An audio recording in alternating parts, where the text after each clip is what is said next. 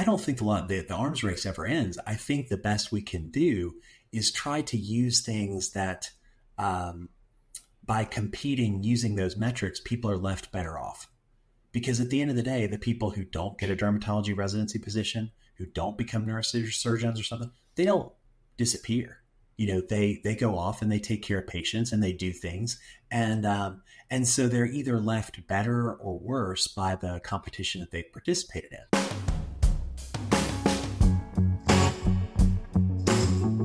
Welcome to the podcast for doctors by doctors, featuring myself, Dr. Michael Jerkins, and Dr. Ned Palmer, where we have honest talks and interesting guests about the ups and downs of training, practice, and what matters to our community. Dr. Palmer, how you doing?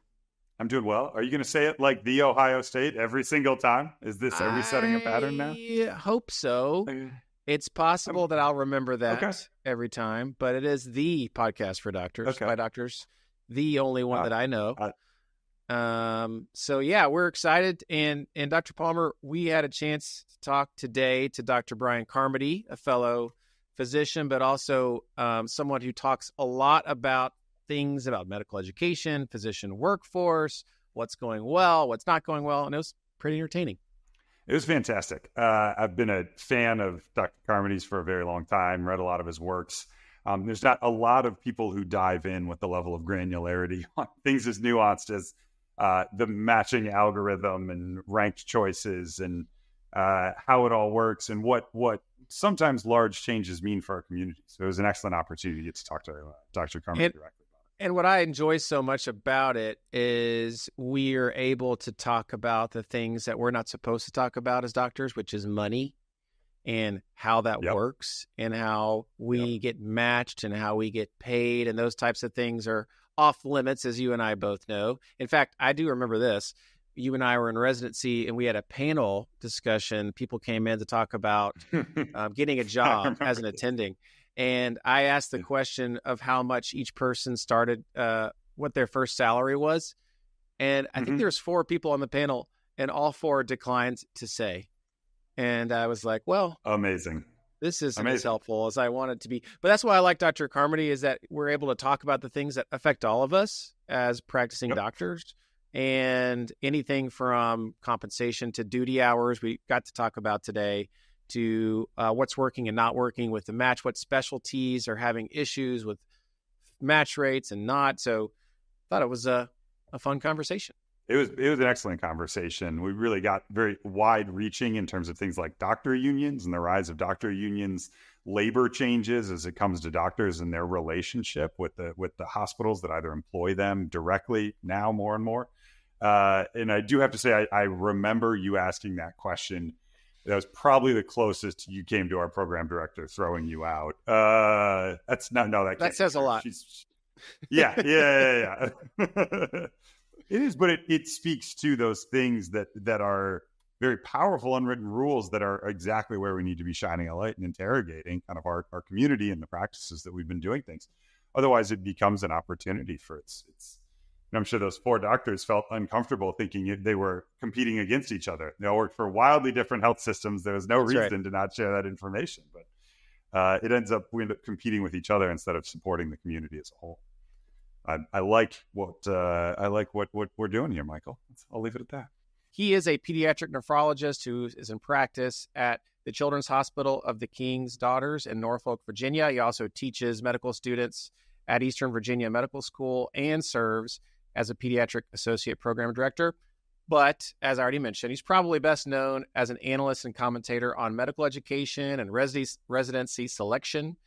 You can find him on social media as his alter ego, the Sheriff of Sodium, on X at JB Carmody, and YouTube, Sheriff of Sodium, and his website, thesheriffofsodium.com. Dr. Bryan Carmody, welcome to the podcast. Hey, thank you for having me. And I think one of the burning questions we like to start with is, how did you become so salty about medical education? Well, I guess it was by doing it a little bit. I mean, like you mentioned, for a while now, I've gotten to teach the undergraduate medical students and work with residents. And, when you do that, you sort of come face to face with certain problems and perverse incentives in the medical education system that we have. And so, yeah, maybe 5 years or so ago, I started talking about some of that stuff, and I guess that's what's gotten me here now. Okay. And so, as some of the things that you've written about recently, especially as it pertains to the residency match and selection, give us a kind of state of the union on what's working and what's not working with residency match and selection. That's a broad question. I guess, when we talk about the match, there's sort of the literal running of the algorithm that the NRMP conducts, the actual matching itself, and I think that part of the process works just fine. I mean, the processing of rank order lists, that part of things is fine. I think the reason that many people don't like the match system is really related to other things, thereabout. So it's the constant CV stuffing and buffing that you have to do to prepare for a residency position. It's the fact that many people, when the match algorithm is run, they leave unsatisfied or without anything at all. It's those aspects that bring the match system, or sort of the match writ large, under fire. And that makes a lot of sense. And Ned and I were talking recently about this arms race, the residency application. And I think, Ned, you probably see it more than I do. But what ends up stopping this arms race, the stuffing of CVs with lots of research papers and abstracts and things that, when I see them, I'm actually surprised I ever got into medical school, because I didn't have any of those on my CV. But what ends up stopping that? Or maybe should it be stopped? Yeah. I think the only thing that would stop it would be if we had a lottery system or something like that, which, other countries have experimented with. There was a sort of a long running public experiment in the Netherlands, where they used a lottery to get people into medical school, where if you had a resume beyond a certain threshold, you were into this lottery and you got a spot or you didn't. It's hard to see something like that ever happening in our country. And admittedly, countries that have tried these lotteries, they end up being unpopular, because in one sense, it's extremely fair. You get a shot. Everybody gets the same shot. In another sense, you create problems by whatever barrier you set up to get eligible for the lottery, because not everybody has an equal shot or starts at an equal starting place to get into that. And then secondly, especially for, a profession like medicine, where I think many stakeholders want the best and brightest to become physicians, it runs counter to that.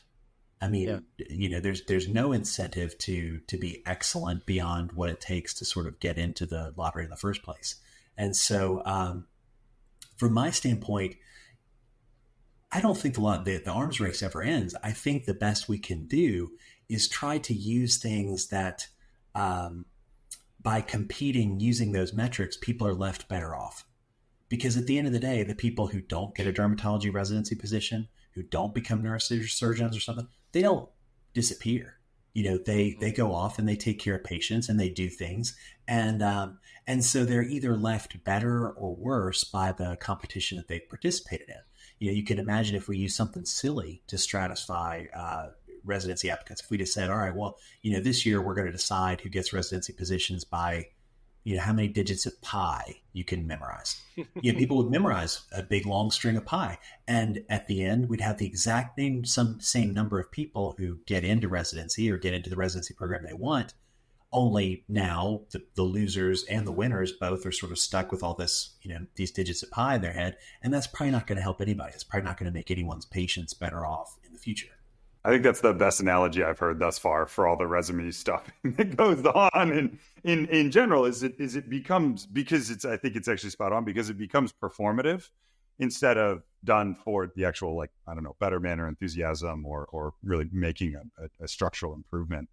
So I wonder what then exists if you can't design a system that humans won't then kind of gamify and compete around. So what kind of metrics are we looking at? I feel like there's been loads of writing on MCAT is a grading system, USMLE, which I really did appreciate. I'm going to fanboy out for a sec. I really did appreciate you write up on the winners and losers of that going to pass fail for step one. Is like, what does exist or that you've seen as an educator that does appropriately stratify performance for residents? I think one thing that we have a hard time doing is, of all the dimensions of performance and of all the human attributes that you could possibly care about in a physician or in a resident, we sort of shy away from the first measure, saying, well, what is it that we care about? I mean, what attributes are we trying to select for? We sort of have this criterion problem where we don't know what the gold standard is, or it's hard to define what the gold standard is. And so that makes us default to whatever's convenient. But a week or so ago, I got to talk to a group of general surgeons, and we talked about this because there's a lot of things you could use for selecting general surgeons. And again, I think if you look at it through, like, one thing you said, I think is absolutely true. Whatever you use will be gamed. So it's a question, I think, of gaming what leaves people the best off, the best prepared for residency, and the best prepared for whatever they're going to do if they don't get into the residency. So, for instance, in surgery and actually in medical school now, you guys may have escaped this, but medical students these days, if you want to get into medical school, you got to take these situational judgment tests. So things like there are companies, for instance, Casper or the AMC had one for a while, where you give people these situational judgment things and you grade them on it. And it turns out there is some data that show that these are additive to what other assessments we have. You're assessing a dimension that people, other that's not well assessed by the MCAT or your college grades. Students generally don't like them, probably because in some ways they are resistant to gaming. But I'm sure they can be gamed. And so you ask if you oppose something like this, and by the way, these things are making their way into residency selection. Many residency programs have been starting to use them in recent cycles. But you ask, if people spend their time gaming the situational judgment test, where does that leave you? It probably diminishes the value that the recipient of this information has. But then I think that the person who's aspired to game Casper, I don't know that they're any better off. I think it probably actually has negative utility. Put that in comparison. You could, for instance, if you were a general surgery program director, you could say, well, we want you to spend some time on the laparoscopic trainer. Most schools have them now. Suture up some things. Manipulate some things, log some hours, accomplish some tasks. It's completely possible to objectively evaluate those things. How long did it take you to throw these stitches? How much time did you log? At the end of the day, like I say, you're going to have the same number of people get in and the same number of people who don't. It's not like, you could have a system where suddenly, Massachusetts General Hospital offers residency positions to 1,000 people. Such a system would never exist. Some people are going to get what they want, some people are not. But now the losers, they've spent some time with laparoscopic trainers. Is that more beneficial to them? Mm-hmm. I don't know. Maybe if they end up in something surgical, it might be. And the winners also now, they're probably a little bit farther along in their residency training because, we're in a world where whether you like duty hour restrictions or don't, I promise you the clock ain't getting turned back on that, and I expect duty hour restrictions will continue to be compressed. And that puts residency educators in a challenging position of trying to do more in a limited amount of time.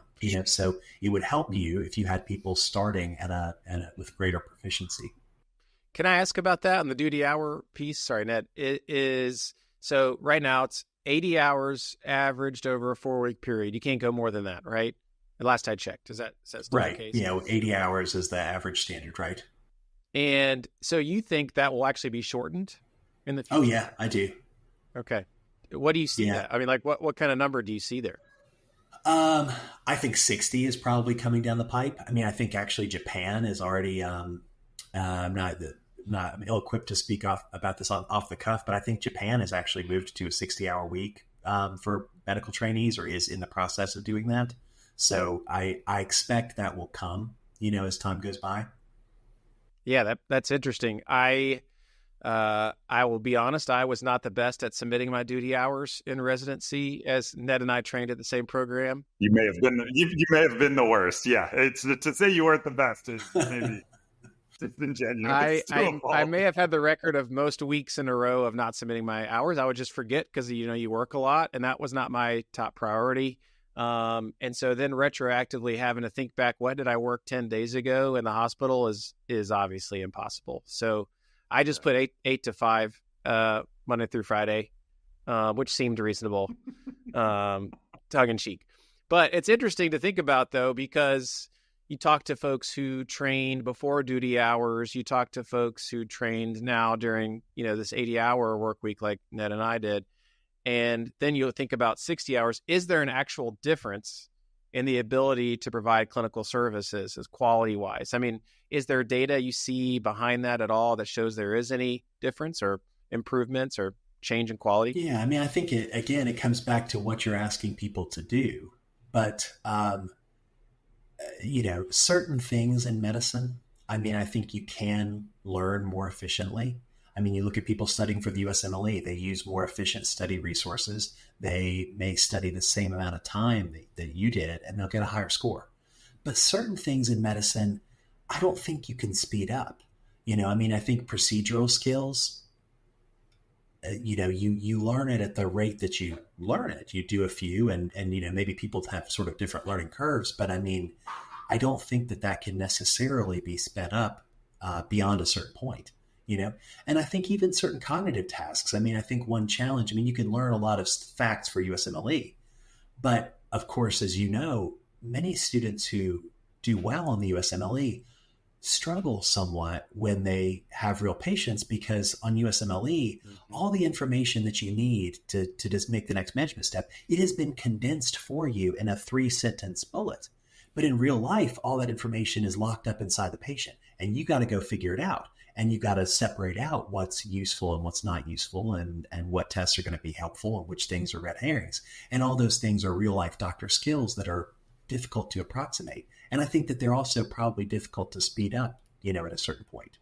So I think it's also true that, it's not like when you graduate residency, you're fully formed. I mean, I think a surgeon who's been practicing for 5 years or 10 years, I wouldn't be surprised at all if they have significantly greater proficiency than someone graduating. The question is where you draw the line, where you say someone is good enough, to have completed their training and do something independently.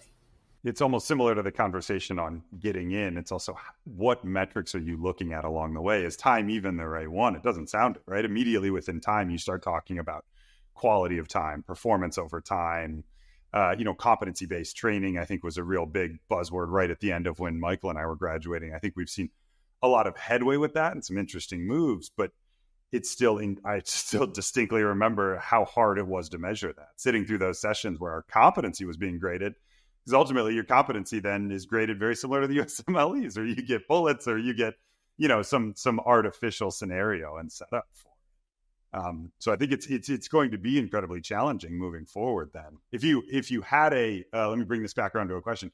If you had a crystal ball, do you think the hours limit change? Do you think that takes another Sentinel event? It took a pretty catastrophic event to lever any kind of control over physician hours. What was that now, 40 years ago? Do you think it takes another Sentinel event, or is there enough movement amongst the training groups to actually do this without having to have that happen first? I don't think there will be a Sentinel event that moves it. I think it'll instead be sort of the little moves of a bunch of different levers. It'll be, house staff that are unionized, ratcheting things down a little bit. It may be actually, competency-based medical education, because, one thing that's occurring, which you guys, I'm sure, may have some awareness of, in pediatrics, for instance, the ACGME has new guidelines for clinical training that are going in place this year. And they significantly cut back the amount of inpatient and ICU time that trainees receive during their categorical training. Well, at a certain point, and many hospitals actually are at this point or will be at this point when these go in, it divorces residency from sort of the service aspect. I mean, the hospital can no longer require or be dependent, fully dependent at least, on residents to provide 24/7 wall-to-wall coverage of every unit. And once that occurs, at whatever point that occurs, you change the requirements in a way for a specialty. Once a hospital has to start doing other things to cover the clinical service, suddenly there's a lot more degrees of freedom in how you train residents, because that's the single biggest constraint, is the fact that you've got to cover the ER 24 hours a day, 7 days a week with this amount of staffing. You got to cover the ICU. You got to cover this and that and the other thing. And suddenly, when that's broken, I mean, whenever you have something less than 24-hour a day, 7 days a week coverage, you start having to cover it in another way. And then, like I say, I think you'll see accelerated change, because the biggest barrier to change has been removed. And that's interesting too, because I would imagine as ACGME changes the criteria, in this example, pediatrics, you're less inpatient, less in ICU, someone's got to take care of the patients that the residents would have been taking care of. So how do you see that playing out with, I know some of the other residency programs, for instance, that have closed down, and then they've had to hire nurse practitioners and PAs, and all of a sudden, I think people have a greater awareness of how much these residents were actually working. So do you see those positions being filled with nurse practitioners and PAs covering these services that residents typically work? Yes. Yeah. I think that's occurring now. And I think actually in the next couple of years, it'll be fascinating to see. And I think that there probably will be some data that come out on how different hospitals are doing this. Because basically, I mean, if you take children's hospitals, freestanding children's hospitals, for instance, they have a complement of residents that historically has covered the ICUs, the ER, the wards, with full resident, staffing. But now that won't be possible. I mean, you might be able to cover, depending on the size of your program and how you want to structure things, you might be able to cover the PICU or the NICU, but maybe not both. Not with full resident coverage. So you're going to have some time that's uncovered in the pediatric intensive care unit or the NICU or whatever. And there's lots of different ways you could do that. I mean, you could have a resident service and a nurse practitioner service, or you could have certain times that nurse practitioners or physician assistants. There's a lot of different models that you could use. But once you start doing that, it's easy to expand it. You could have, we're going to have this much of the unit that's going to be rounded on by physician extenders, and, the attending will take care of those. But once you do that, it's easy to start expanding it. The hardest step is making that first step into, we don't have residents that just show up here every day, with a Jeopardy system that ensures that there's, wall-to-wall coverage. And that, I think, is interesting to think about too, because I know you've written about this, and I'd be very interested to hear you talk about it, is this concept of, are they a net expense for academic medical centers? Are they a net profit? Do they represent that? And so talk to us a little bit, if you don't mind, about, do residents actually cost money? Are they a money loser for academic medical centers? Right. So I'll make a broader principle here, because this may be interesting or useful, I guess, to more of the people who may listen to this.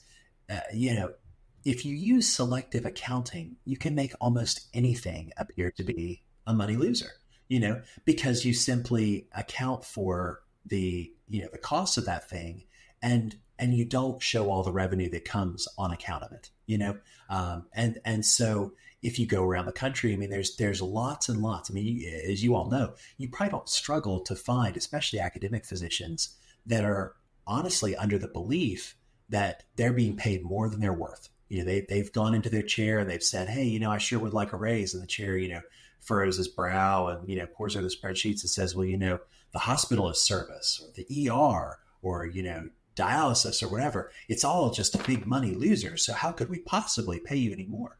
And of course, in a very narrow sense, I'm sure that you could look at some balance sheets and have that appear to be the case and say, well, look, you made this many, you billed this much for your service, but there's this many nurses that work there, and your salary is this much, and we get reimbursed this much. And so, but of course, it ignores all of the other inputs, which are extremely relevant, because if you don't have oh, I don't know. I mean, you name it. I mean, you don't have the ER working. Well, who's feeding the wards? Who's sending cases to the OR? Who's doing all those things?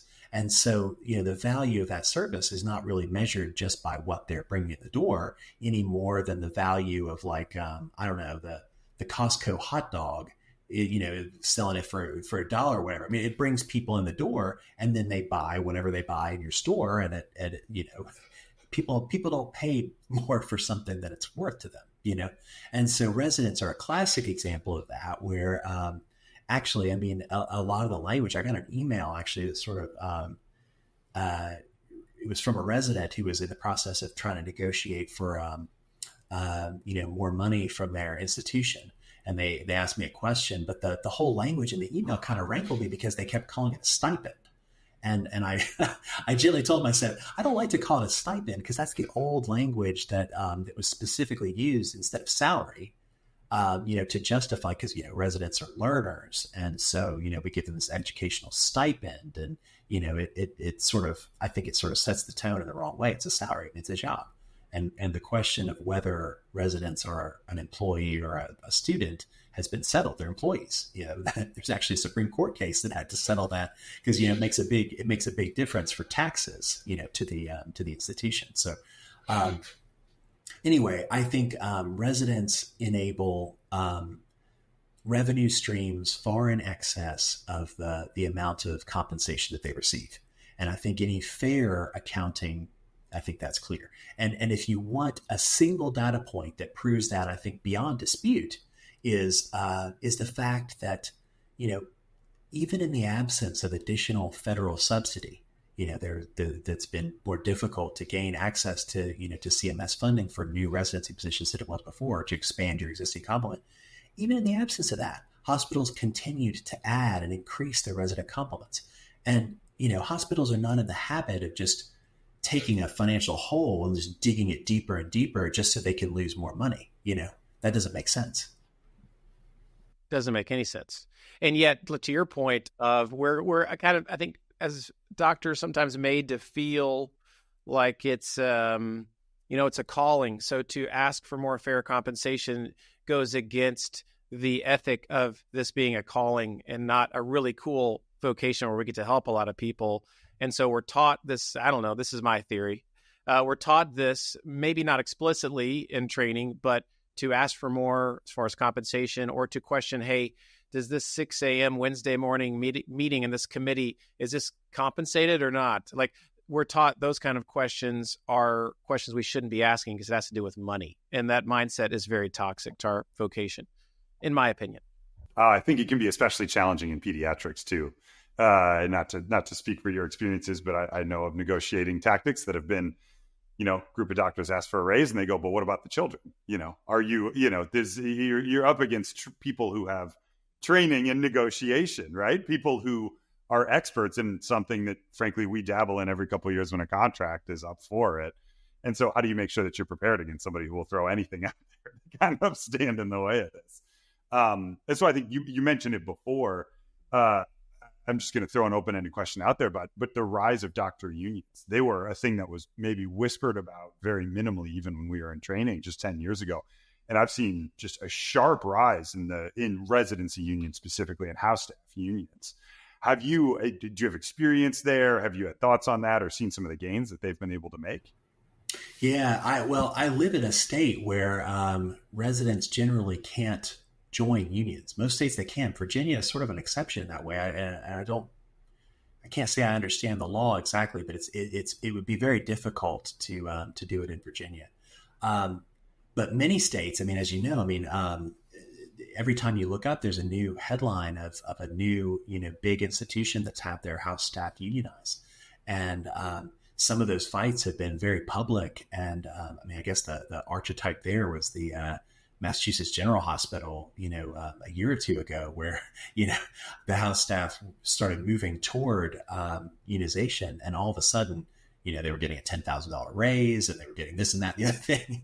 And, again, people can say what they want to say, but that kind of calculus shows that um, you know, the institution perceived that they would make more money if the house staff were not acting collectively, But I'll tell you that a headline that really caught my eye within the past couple of weeks was that they were a group of physicians at a big health system in Delaware, Christianacare, which I think they've got, they got hospitals in Delaware, New Jersey, Pennsylvania, I think, they were moving to unionize. So that really is, I don't know, that's a new frontier. But at the same time, that's the way that physician employment has moved. I mean, fewer and fewer physicians are self-employed or employed by smaller private groups, and instead they're employed by these big corporate systems. And I think, especially as you have more physicians entering the workforce who have experience with unions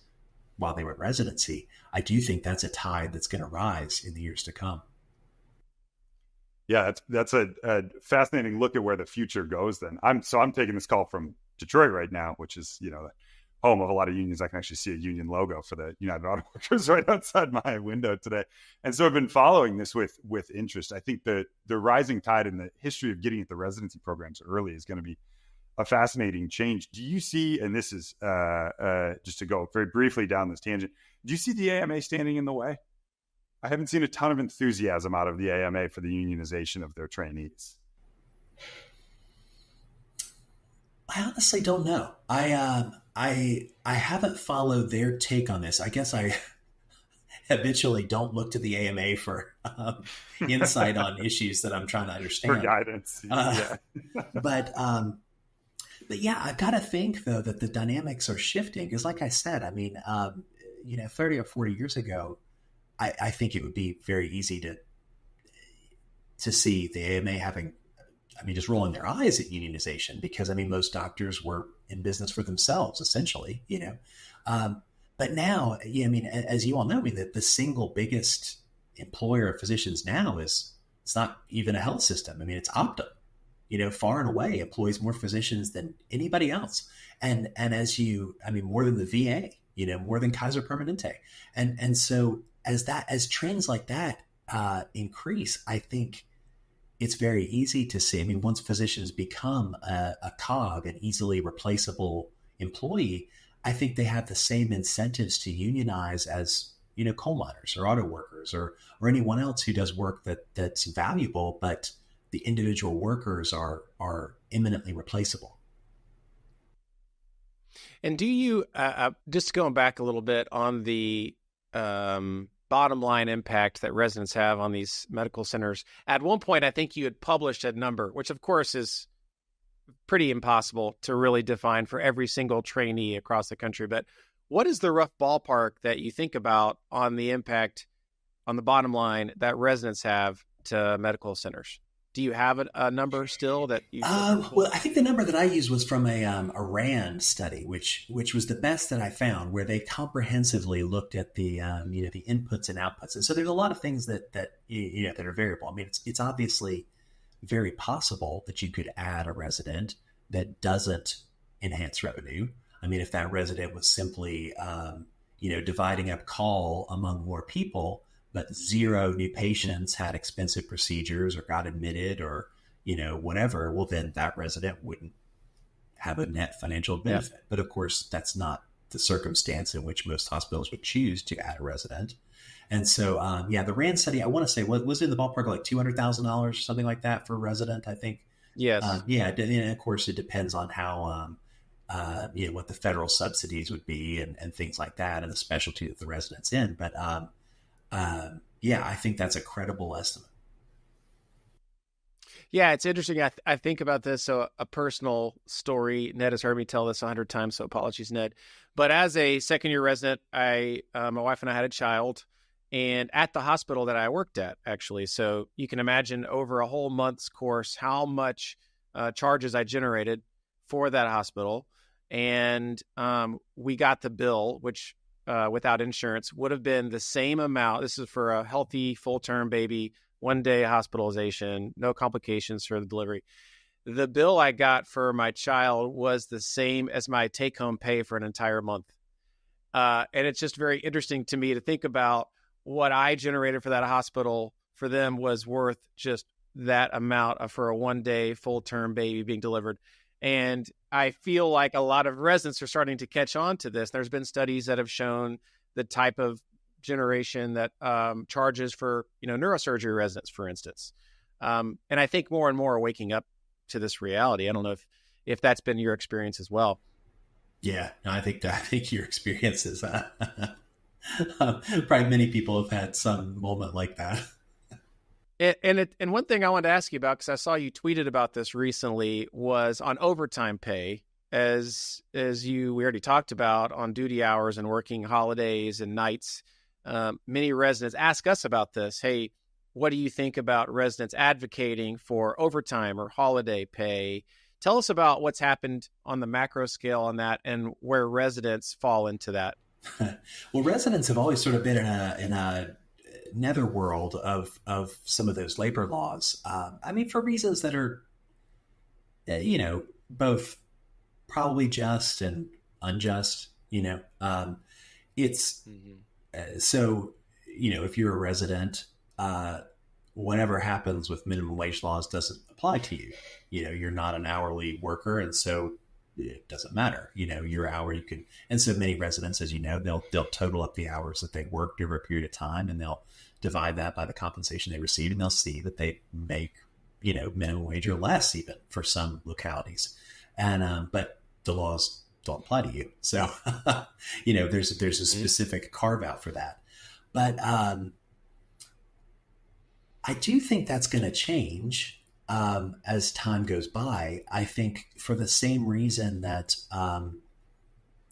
it's changing for other people, and the same reason it's changing elsewhere. I think those same political forces and desires to satisfy constituencies, I think that will eventually apply to medical trainees as well. And when it does, that'll be a powerful incentive to lower duty hours. If you got to start paying overtime, that's right. It's easier to staff that some other way. Absolutely. Yeah. Then the bottom line impact is a lot different on that number that you mentioned. Kit, and I know Ned and I were talking about this before, and racking up a little bit on the match. I wanted to ask this real quick, is when it comes to match rates and specialties that have had years of successful match rates, maybe the next year it's a little dip or decreased, where have you seen the trend in certain specialties on fill rates, and especially as you put them on your blog, winners and losers? What have you seen as far as certain specialties trending towards on match rates? Many specialties are remarkably stable over time. If you look back at years and years of match rates of something like, internal medicine or something, it may fluctuate a little bit as you have more or fewer applicants, but, match rates are pretty high and they stay pretty high. It's a desired field, and certainly, actually internal medicine is a great example to sort of make this point that even when the match rate is 96%, it doesn't mean everybody goes home happy. There's a spectrum of programs, and certainly at the upper end, internal medicine programs are as cutthroat in competitiveness as any specialty in the country, but there's a lot of programs and they all take a lot of residents. And so at the end of the day, match rates for MD graduates, they tend to be pretty good.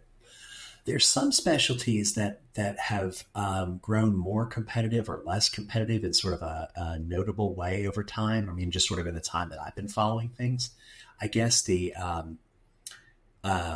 epitome of that is anesthesiology, where in the 2000s, anesthesiology hit a point where, oh gosh, I want to say that there was a year where like 25 or 30% of positions went unfilled. Something like that is unheard of in any specialty these days. Yeah, that was in the time when people were worried that anesthesiologists were going to be replaced by, CRNAs.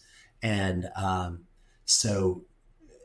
it's really striking to look back at those match reports. And of course, nowadays, for the past 5 years, anesthesiology has grown more competitive and sought after in each cycle. And so clearly those fears are, no longer influencing applicants who now perceive it to be a very desirable specialty.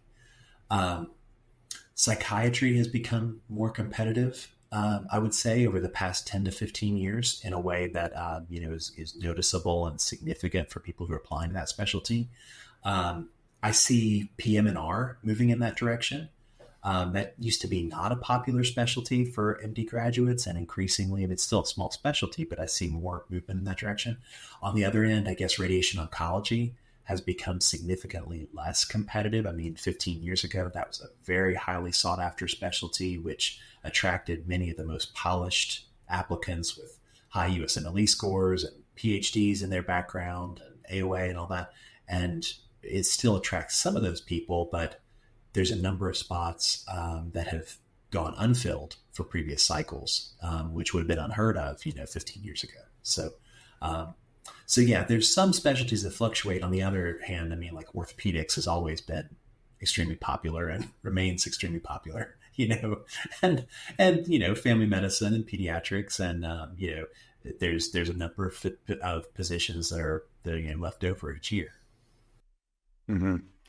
Can we talk emergency medicine just as a specific call out? Because I think they underwent a pretty significant upheaval a year or two ago with the report on approaching saturation. So even a little different than I think what the anesthesiologist went through 20 years ago, really about population trends and saturation of the field. Have you seen that start to kind of trickle back to applicants' enthusiasm for approaching emergency medicine?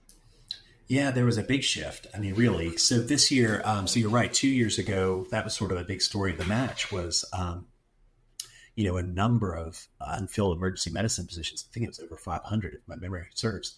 And you didn't have to go back that far to find years where there were close to zero. There were a handful. And emergency medicine is a big specialty. So, to have a handful of positions that are unfilled really shows a high degree of enthusiasm for applicants and applying to a lot of programs to saturate that market. And then it dropped off. And, it wasn't just in 1 year either. I mean, it was over a couple of cycles. You saw declining interest, especially first from US MD applicants. But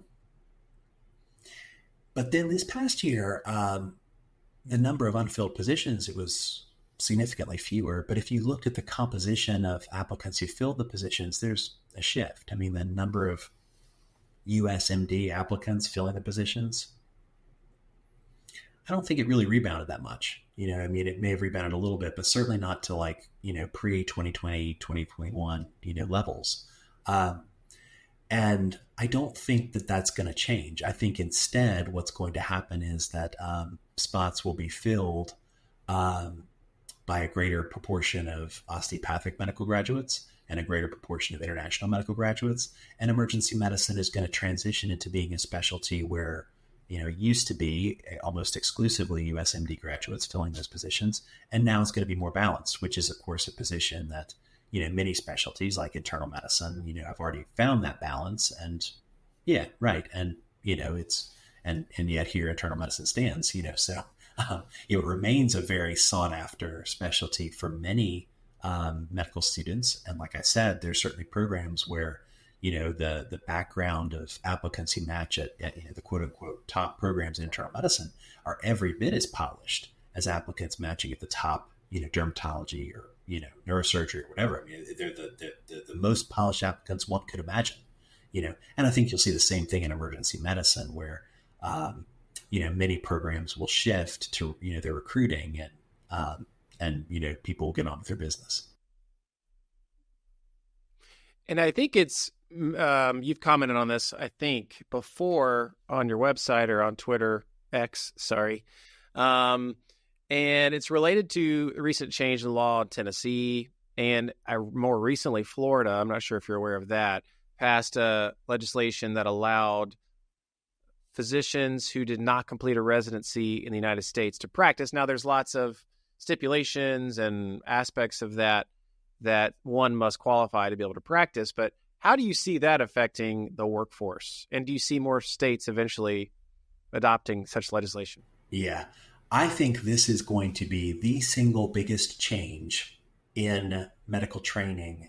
I don't even know since when. The past 50 years, 100 years. So the programs that you're talking about, many other states have picked them up, and I expect many others will continue to do so.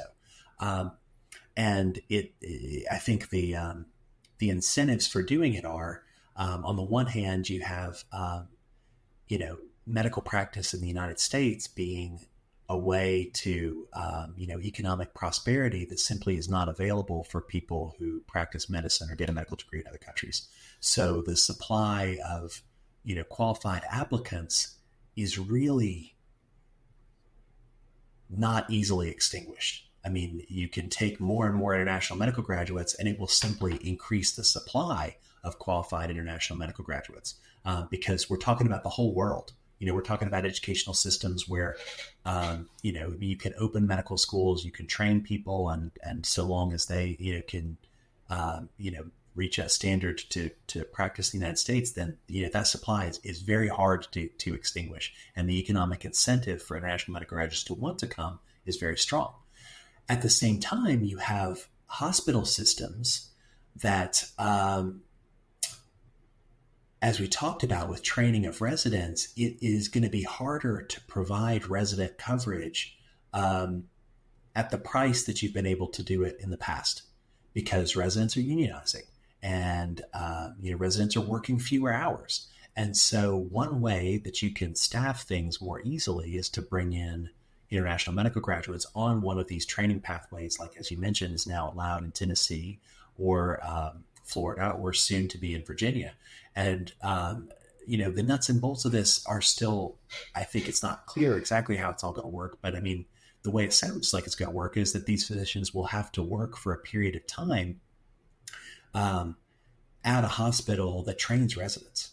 So they'll be working in a capacity, not as a resident, but in some sort of way where there's some oversight. And so I'm not sure exactly what that's going to look like. Will they be nocturnists that are supervised sort of kind of like residents are on the hospitalist service, and, allowing you to sort of recover, a somewhat cheaper alternative to providing wall-to-wall coverage? I think that's kind of what it's going to look like. And so more hospitals will do this. And then, of course, it's not clear whether applicants who get licensed in this way, whether they're going to be able to be employed out of the state where they got trained, or not, because other states that don't have these pathways may continue to insist that someone have a residency training in the United States to get a license. So if you do this pathway in Tennessee, are you going to be able to get a license in Kentucky? I don't know. Probably not. Will states come up with ways of trying to divert these graduates to places that are needed? I hope so. I think that they will. But it's going to completely shake up the market for physician employment, which, as we've discussed several times, is now sort of becoming more like employment for other workers, where physicians have a skill, but they're easily replaceable. And that's the thing. I think ultimately, if insurance companies would reimburse, services by physicians that went down this training route you described in Florida and Tennessee, because ultimately you would have to be board certified to be able to get full reimbursement. So I'm interested to see eventually, once this plays out, will these physicians be eligible for board certification and thus full reimbursement from insurance companies? Because if they can't, and these hospital systems or employers can't get the revenue that they're looking for, that they would from some other physician that is board certified, then that changes the economics of it, if this pathway makes sense or not. Yeah. I'm not sure if you... Well, it's hard for me to imagine the board organizations making a firewall against it, because, I guess sort of at first pass, they benefit by certifying more people. The more doctors you certify, the more exams you sell, and the more people you get on the hook for MOC. So in a way, they have a very strong interested position just to sort of certify more people. But even if they didn't feel that way, even if that economic incentive wasn't there, and ABIM or ABP or whoever said, well, we're going to sort of stand firm against this, we're not going to, let these people, the same sort of lobbying from hospitals that led to these things forming, these laws coming into place in the first place, will be leveraged upon them. I mean, these efforts have passed the legislature with flying colors in any state where it's been brought. I mean, and I think it's presented, which I'm always skeptical of, but it's always presented as a solution to the so-called doctor shortage. But the whole political apparatus that supports this would then be sort of turned to lobby and leverage the board organizations, and I would see that eventually being successful. I think it's interesting, the board piece, because the boards have historically been self-regulated, right? They really, there's not really, my understanding is there's not really any oversight over the boards. They're self-regulating and self-policing on the credentials that they grant, such that I think, very famously, people have set up their own boards as a way of thumbing their nose at like the primary boards. I think there's a congressman from Kentucky who did just that when he was not happy with the American Board of Ophthalmology and started his own board organization. So does it lever some control over the boards, which have had challenges proving that they actually create quality in the delivered product? And so if there's a side-on benefit there of increased oversight over the board organizations and some of those incentives like you described, I think that could be a really interesting incentive push that happens there. Yeah, I agree. I do think that we could probably talk about this for a lot of hours, but you probably don't want to spend that much time with us, Dr. Carmody.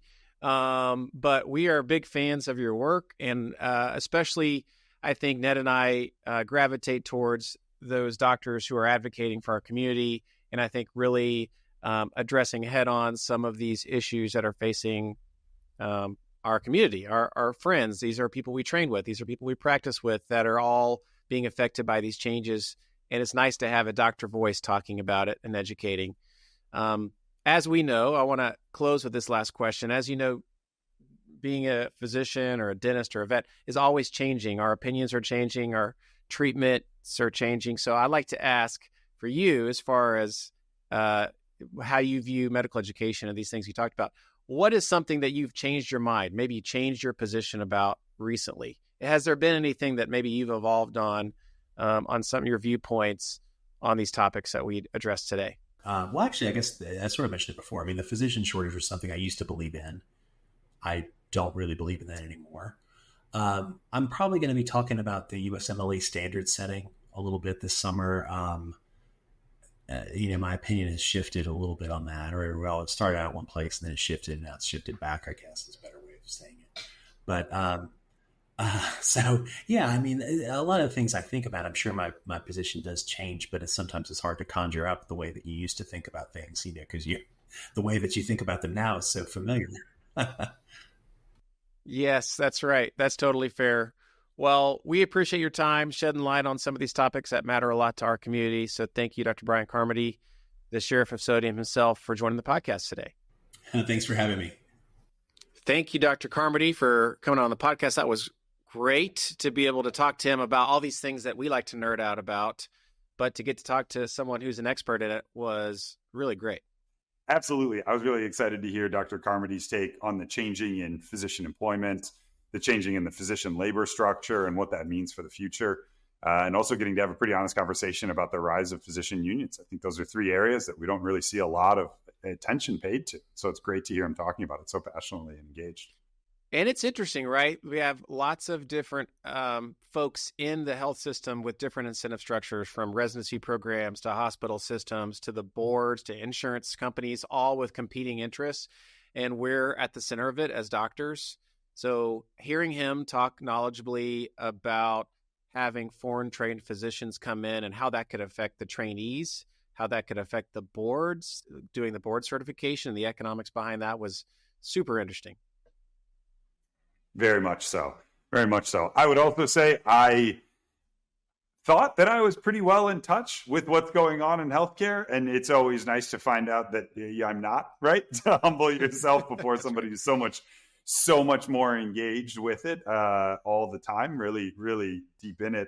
And I found that his comments, especially on where he sees the future of residency work hours going, is was probably the clearest example that I had of, he's way better connected and way more knowledgeable about this space than I am.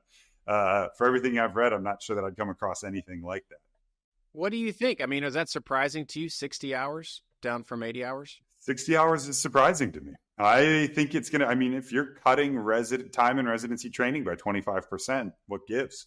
Do you go up by number of years by 25%? That would have turned our 4-year program into a 5-year program. Mm-hmm. So it depends on what you're doing with the hours, what you want to say as a qualified, capable physician. But I think it's really hard to see reducing that without something else go up somewhere else. And I do think as you cut back those duty hours and more people realize how many physician extenders it takes to take the place of physician trainees is going to be eye-opening for a lot of people who haven't gone through it. And the amount of service we provide, amount of hours we work, someone else has got to do that work. So it's going to be very interesting to see how hospital systems handle that as duty hours potentially are cut back. Well, that wraps up another edition of the podcast for doctors by doctors with Dr. Ned Palmer and myself, Dr. Michael Jerkins. Thanks, Ned. Thank you, Michael. Thanks for joining us this episode. You can catch the podcast For Doctors by Doctors on Apple, Spotify, YouTube, and all the major podcasting platforms. If you enjoyed this episode or learned anything here today, please take a moment to give us a rating and subscribe so that you don't miss a single episode release. As always, thank you for listening. And the next time you see a doctor, maybe you should prescribe this podcast. We'll see you next time.